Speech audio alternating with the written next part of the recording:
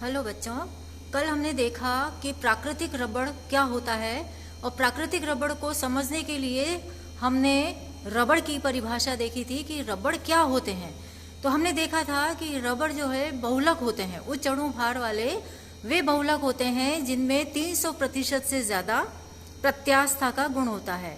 फिर हमने समझा था कि प्रत्यास्था का गुण क्या होता है कि जब हम बाह्य बल लगाते हैं तो उसके अणु सीधी रेखा में आ जाते हैं और जब लगाया गया बाह्य बल हम वापस से रिलीज करते हैं तो वो पुनः अपनी प्रारंभिक अवस्था में आ जाता है। यानी कि जब वो तनाव की स्थिति में नहीं होता है तो क्या होता है, अक्रिस्टलीय होता है। और जैसे ही हम उसमें तनाव यानी बाह्य बल लगाकर खींचते हैं तो उसके अणु एक सीधी रेखा में आ जाते हैं और वो क्रिस्टलीय हो जाता है और उसके टूटने का डर रहता है। और जब हम लगाए गए बाह्य बल को वापस से रिलीज करते हैं तब क्या होता है, वो वापस अपनी पुनः प्रारंभिक अवस्था में आ जाता है। तो कुल मिला के हमने देखा था कि जो रबड़ की स्ट्रक्चर होती है वो कुंडली के आकार की होती है, कॉइल फॉर्म में होती है ना। इस वजह से उसमें प्रत्यास्था का गुण होता है। अब हम देखते हैं प्राकृतिक रबड़ क्या होता है। प्राकृतिक रबड़ हमने कल डिस्कस किया था पिछले वीडियो में कि जो ये रबड़ होता है, प्राकृतिक नेचुरल रबड़ जो होता है वो हेविया ब्रोसिलोन्सिस नामक एक वृक्ष होता है, उसके तने पर हम यू तथा वी आकार का कट लगाते हैं तो एक सफेद दूधिया चिपचिपा पदार्थ निकलता है जिसे हम लेटेक्स कहते हैं। तो बच्चों, जब क्वेश्चन पूछा जाए कि what do you mean by latex तो आप कहेंगे हेविया ब्रोसिलोन्सिस नामक वृक्ष के तने पर जब हम यू अथवा वी आकार का कट लगाते हैं तो व्हाइट मिल्की विस्कस लिक्विड निकलता है जिसे हम लेटेक्स कहते हैं। अब इस लेटेक्स से रबड़ बनाया जाता है। बहुत ही छोटा और सुंदर प्रोसेस है कि लेटेक्स से हम रबड़ किस तरीके से प्राप्त करते हैं। तो बच्चों, जब हमने वृक्ष के तने से लेटेक्स को कलेक्ट कर लिया तो नेचुरली इसमें मिट्टी के कण होते हैं, तो सबसे पहला स्टेप होता है उसको धोया जाता है। लेटेक्स को धोया जाता है पानी से जिससे मिट्टी के कण दूर हो जाते हैं। फिर 5% एसिटिक एसिड डाला जाता है जिससे कि वो एक जगह इकट्ठा यानी गाढ़ा हो जाता है, कोएगुलेटेड हो जाता है। तो ये कोएगुलेटेड रबड़ को अब हम ब्लीचिंग प्रोसेस के लिए भेजते हैं और इसके लिए सोडियम बाइसल्फाइड मिलाया जाता है। इस तरीके से हमें बिल्कुल सफ़ेद ब्लीच्ड रबड़ या विरंजित रबड़ प्राप्त होता है। फिर उसको मशीनों में डाल के शीट्स में बदला जाता है। फिर इन शीट्स को सुखाया जाता है धूम्र कक्षक में यानी स्मोक्ड रूम में सुखाया जाता है और फिर इन शीट्स के जूते के सोल्स वगैरह आपने देखे होंगे बनाए जाते हैं। तो इस प्रकार लेटेक्स से रबड़ बनाया जाता है। ये बहुत इंपॉर्टेंट प्रोसेस है और छोटा सा प्रोसेस है। तो आशा है आपको समझ में आ गया होगा। जब हम ये इस प्रकार का रबड़ हमें मिलता है, कौन सा, ये नेचुरल रबड़ है। नेचुरल रबड़ क्यों कहलाया, क्योंकि हमें वृक्ष से मिला है और उस वृक्ष का नाम क्या है, हेविया ब्रोसिलोन्सिस। और उस वृक्ष से कैसे मिला, यू और वी आकार का हमने कट लगाया था। अब हम देखते हैं कि नेचुरल जो रबड़ होता है, प्राकृतिक जो रबड़ होता है, वो केमिकली क्या होता है। तो क्वेश्चन अगर आए कि नेचुरल रबड़ is chemically what, chemical name क्या है, तो आप कहेंगे कि नेचुरल रबड़ जो है वो है पॉली आइसोप्रीन यानी आइसोप्रीन का बहुलक, पॉलीमर ऑफ आइसोप्रीन, आइसोप्रीन का बहुलक है कौन, नेचुरल रबड़।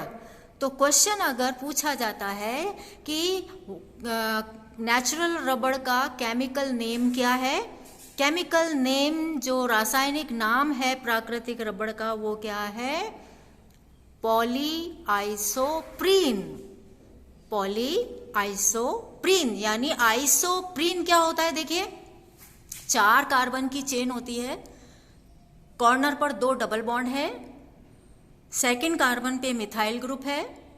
इस तरीके से ये आइसोप्रीन स्ट्रक्चर होती है। इसको हम पॉलीमराइज करते हैं, बहुत सारे मॉलिक्यूल्स इसमें हम जोड़ते हैं तो हमें मिलता है पॉली आइसोप्रीन। हमने पहले भी जिक्र किया, पॉली मतलब मैनी, बहुत सारे, आइसोप्रीन तो हमने लिखा है CH2 CH3 double bond CH CH2 का whole N, whole N means N means मतलब 20,000 30,000 मॉलिक्यूल्स हो सकते हैं, बहुत, क्योंकि बहुलक क्या होते हैं? उच्च अणु भार वाले वे यौगिक जो कि बहुत छोटी छोटी इकाइयों से मिलके बना होता है।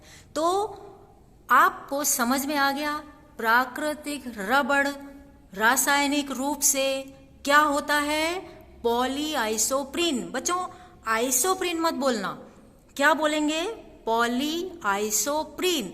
आइसोप्रीन का बहुलक होता है कौन? प्राकृतिक रबड़। अब जब हमने ये लेटेक्स से रबड़ मिला जो कि क्या है? पॉलीआइसोप्रीन है।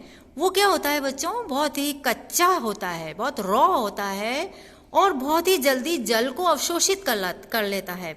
वाटर एब्जॉर्बेंट होता है, वो जल को बहुत जल्दी जल्दी एब्जॉर्ब कर लेता है और इतना कच्चा होता है कि जब हम दो शीट्स को आपस में रगड़ते हैं तो क्या हो जाती है? एक हो जाती है, सिंगल शीट हो जाती है, इतना कच्चा होता है। और इस दुर्गुण को, इस बैड कैरेक्टर को क्या कहते हैं? टैकिनेस। ये टैकिनेस प्राकृतिक रबड़ का गुण नहीं हुआ, कैरेक्टरिस्टिक्स नहीं हुआ, इसमें ये एक दुर्गुण है। टैकिनेस का मतलब क्या होता है कि जब दो रबड़ की शीट्स को हम आपस में रगड़ें तो क्या हो जाए? वो एक हो जाती है। इसलिए हमें ये जरूरी हो जाता है कि इन सारे दुर्गुणों को, कौन कौन से दुर्गुण? ये कच्चा होता है, जल को एब्जॉर्ब कर लेता है और बच्चों इसकी तनन सामर्थ्यता यानी टेंसाइल स्ट्रेंथ भी बहुत कम होती है और ये जब दो शीट्स को हम रगड़ते हैं तो एक हो जाती है। इन सबको दूर करने के लिए एक प्रोसेस होता है वल्कनीकरण। तो रबड़ का वल्कनीकरण करना, वल्कनाइजेशन बहुत जरूरी होता है ताकि रबर की क्वालिटी को इम्प्रूव किया जाए। क्योंकि हमें जो ये रबड़ मिला था लेटेक्स से, वो क्या करता था? कच्चा होता है, जल को अवशोषित कर लेता है और टैकिनेस का इसमें दुर्गुण होता है। तो वल्कनाइजेशन क्या होता है बच्चों? वल्कनाइजेशन का मतलब होता है कि जब हम रबड़ बनाते हैं, रबड़ मतलब जब हम, रबड़ क्या है? आइसोप्रीन का बहुलक, यानी जब हम आइसोप्रीन से पॉलीआइसोप्रीन यानी जब रबड़ बनाते हैं, जब पॉलीआइसोप्रीन बन जाता है उसी दौरान, पॉलीआइसोप्रीन यानी रबड़ निर्माण के दौरान ही हम इसकी क्रिया ऐसे कंपाउंड से कराते हैं जिसमें सल्फर होता है। तो ध्यान से देखो बच्चों, जब हम सल्फर वाले कंपाउंड से इसकी रिएक्शन कराते हैं तो ये प्रोसेस तो कहलाता है वल्कनाइजेशन। और इस प्रोसेस में क्या होता है? बहुत ध्यान से देखिए, जहां जहां डबल बॉन्ड होता है, जैसे आपने देखा CCH3 डबल बॉन्ड CH, है ना? हमने बहुत ध्यान से डायग्राम में देखिए, दो लेयर्स बनाई है पॉलीआइसोप्रीन की, यानी रबड़ की दो लेयर्स हैं, एक लेयर ऊपर है, एक लेयर नीचे है। अब हम क्या मिला रहे हैं? इसमें सल्फर ऐड कर रहे हैं। अब ये सल्फर कहाँ ऐड हो रहा है? जहां डबल बॉन्ड है, जिन कार्बन के बीच में डबल बॉन्ड है, उस बॉन्ड में, वहां पर, उस स्थिति में सल्फर ऐड हो जाता है। अब बहुत ध्यान से देखो, ये दोनों लेयर किसके द्वारा जुड़ गई? सल्फर के द्वारा। अब ये सल्फर के साथ जुड़ने से अब इसमें क्रॉस लिंकेज आ गया। क्रॉस लिंकेज आने से इसमें मजबूती आ जाती है, मजबूत हो जाता है। पहले क्या था? ये कच्चा था, सिंगल सिंगल लेयर थी, कच्चा था। अब सल्फर ऐड हो गया है, कहाँ ऐड हो गया? दो लेयर्स के बीच में, जहाँ कार्बन कार्बन के बीच में डबल बॉन्ड था, वहाँ सल्फर मॉलिक्यूल ऐड होने से, क्रॉस लिंकेज आने से क्या हो गया? रबड़ में मजबूती आ गई। तो यह क्रॉस लिंक्ड जो स्ट्रक्चर है वो वल्कनाइज्ड रबड़ कहलाता है। ये बहुत मजबूत होता है, यानी वल्कनीकृत रबड़। तो फिर से आपको समझ में आ गया वल्कनाइजेशन क्या होता है। रबड़ बनाते समय जब हम इसमें सल्फर मिला देते हैं तो जहाँ जहाँ डबल बॉन्ड होता है कार्बन के बीच में, वहाँ ये सल्फर मॉलिक्यूल ऐड हो जाता है। सल्फर ऐड होने से क्रॉस लिंकेज आता है, जिससे इसकी स्ट्रक्चर मजबूत हो जाती है। तो इस प्रकार हमने समझा वल्कनाइजेशन ऑफ रबड़। आशा है आपको समझ में आ गया होगा। Thank you.